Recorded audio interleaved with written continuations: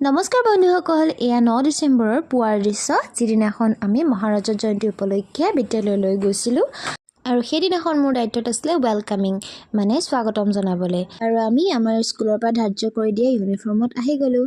আৰু এয়া চাওক, আমি আহিছোঁ গ্ৰন্থ বিপণীৰ ফালে। এয়া চাওক, বিভিন্ন ধৰণৰ কিতাপসমূহ ইয়াত সংৰক্ষণ কৰি থোৱা হৈছে। ইয়াৰ পৰা আপোনালোকে কিনিব পাৰে। আৰু ইয়াত চাওক, এয়া আহি গ'লোঁ সুগন্ধি বিপণীৰ ফালে। এয়া চাওক কি সুন্দৰ সুন্দৰ সুগন্ধিৰ বটলবোৰ। আৰু এনেদৰে মই বিভিন্ন বস্তুখিনি চাই গ'লোঁ। আৰু ইয়াৰ পিছত মাজতে আমাৰ চলি গৈছিলে সংগীত অনুষ্ঠান, ভূপেন্দ্ৰ সংগীত প্ৰতিযোগিতা সদৌ অসম ভিত্তিক। আৰু এয়া চাওক, মোৰ আটাইতকৈ ভাল লগা পাৰ্টটোৱে হৈছে আৰ্ট গেলেৰী। এই গোটেইকেইখন ময়ে অঁকা দেই।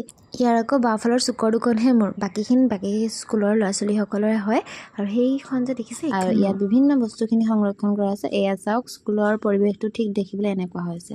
আৰু ৰাতিলৈ হৈ গৈছিলে ভাওনা। চ' আজিলৈ ইমানেই। Bye bye, thank U.